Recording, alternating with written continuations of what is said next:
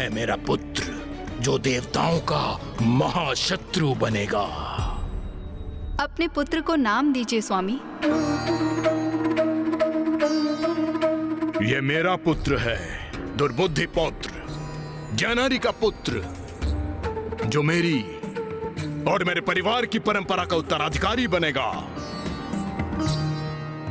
जो देवताओं के प्रति हमारी शत्रुता का उत्तराधिकारी बनेगा। ये मेरा पुत्र है, सुबोध सुबोध सुबोध सुबोध सुबोध। मेरी अनुपस्थिति में हमारे पुत्र की उचित देखरेख करना, क्योंकि अब मेरे प्रस्थान का समय आ गया है।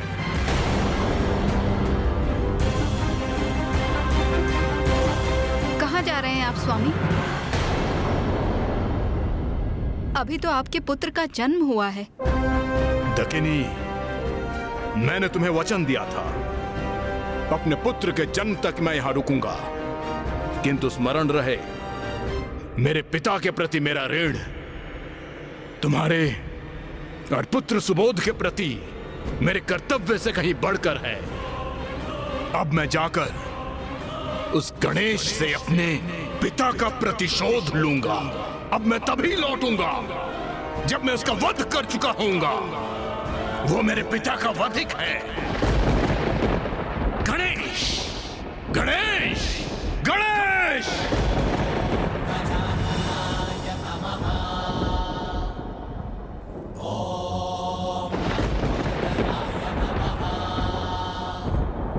ये क्या हुआ अभी? क्या मेरे पुत्र सुबोध ने गणेश का नाम सुन उसके सम्मान में अपने हाथ जोड़ लिए? नहीं, गणेश के प्रति इसकी आस्था कदापि नहीं हो सकती।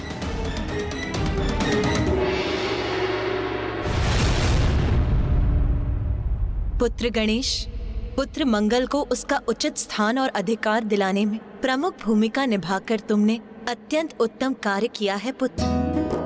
तुमने न केवल एक पुत्र को अपने पिता से मिलवाया, अपितु तुमने ये भी सुनिश्चित किया कि मंगल की ऊर्जा संसार के लिए हितकर होगी।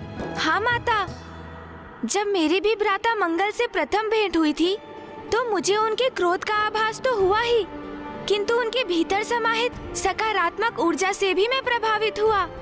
हाँ माँ, और इससे अधिक आनंद की और क्या बात हो सकती है कि पिताश्री ने ब्रह्मांड में उन्हें उचित स्थान जो प्रदान किया है।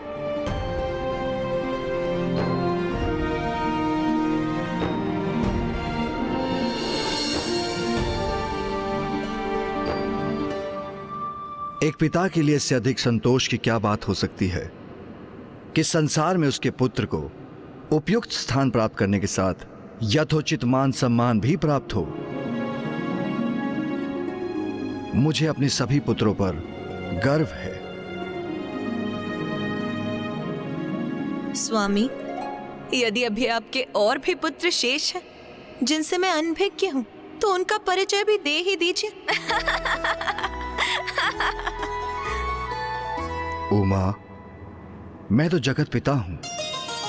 संपूर्ण जगत के सभी जीव मेरी संतान हैं। यदि मैंने अपने असंख्य पुत्रों का परिचय देना आरंभ किया तो उसका अंत ही नहीं होगा, तो मैं ध्यान कैसे करूंगा?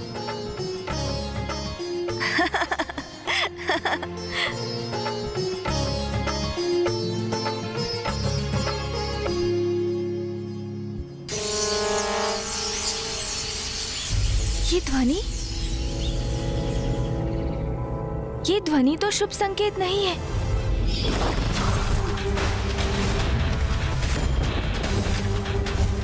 अब मैं जाकर उस गणेश से अपने पिता का प्रतिशोध लूंगा। अब मैं तभी लौटूंगा जब मैं उसका वध कर चुका होऊंगा। मुझे शीघ्र कुछ करना होगा। पिताश्री, माँ, भैया। गणेश, क्या हुआ? तुम अचानक इतने चिंतित क्यों हो गए? भैया, असुर दुर्बुद्धि का पुत्र ज्ञानारी कैलाश आ रहा है मुझसे युद्ध करने।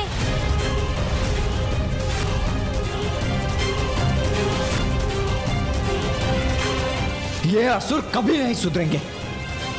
आने दो उन्हें। इस संकट को उसके आरंभ से पूर्व ही समाप्त कर दूंगा मैं। नहीं भैया, रुक जाइए। आपको कुछ करने की कोई आवश्यकता नहीं है भैया, क्योंकि मैं ही अदृश्य हो जाऊंगा। अदृश्य? अदृश्य हो जाऊंगा? और आप सब भी अदृश्य हो जाइए। ये क्या कह रहे हो तुम गणेश? हम अदृश्य हो जाएं, उस असुर से छिप जाएं? तुम ऐसा सुझाव भी कैसे दे सकते हो गणेश? तुम प्रथम पूज्य हो गणेश, और मैं देव सेनापति।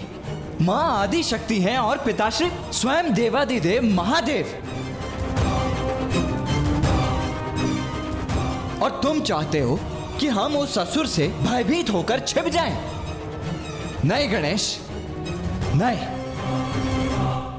पुत्र कार्तिकेय, मैं तुमसे सहमत हूं, किंतु यदि गणेश हमें अदृश्य होने का सुझाव दे रहा है तो उसके पीछे उसकी अवश्य कोई लीला होगी। उसकी कुशाग्र बुद्धि से उत्पन्न उसकी कोई योजना होगी, क्योंकि पुत्र गणेश अधर्मियों से युद्ध करने से पीछे हटने वालों में से तो कदापि नहीं।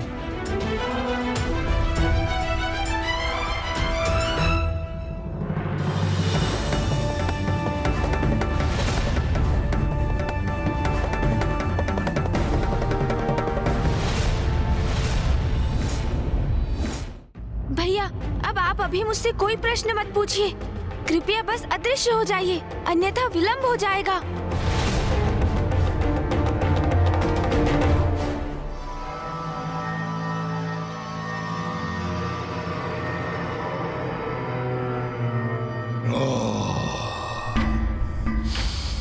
तो ये है गणेश का निवास स्थान।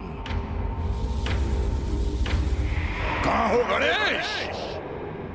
बाहर आओ।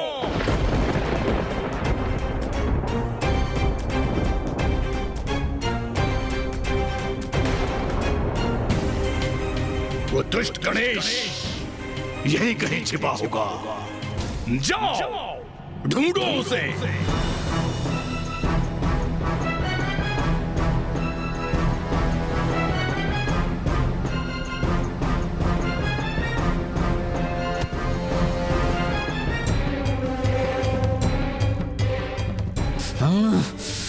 हम सभी अदृश्य तो हो गए हैं, किंतु यदि भैया का क्रोध जागृत हुआ तो ज्ञानारी का अंत तो होगा ही। उसके साथ साथ मेरी योजना भी विफल हो जाएगी।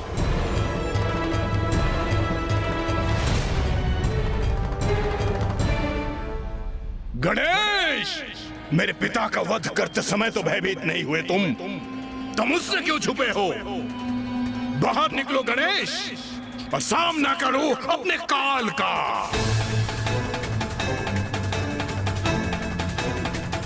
इस दुष्ट का इतना दुस्साहस!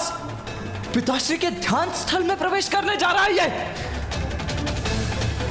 यदि इस पावन स्थल पर इस दुष्ट ने अपना पग भी धरा तो मैं इसका वध ही कर दूंगा।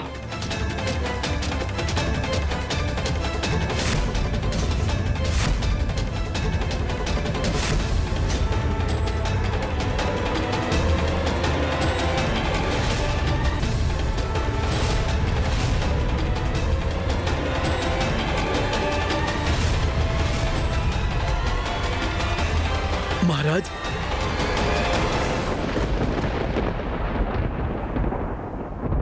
यहां तो कोई भी नहीं है। प्रतीत होता है तुम मेरे भय से कहीं भाग गए हो गणेश, किंतु भाग कर जाओगे कहां? संसार के किसी भी कोने में छुपे होगे, वहीं से ढूंढ के लाऊंगा तुम्हें।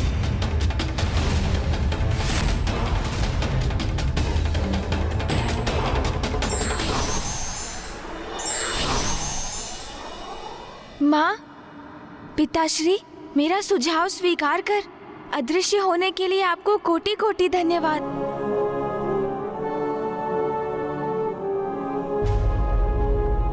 भैया, रुक जाइए भैया, रुक जाइए।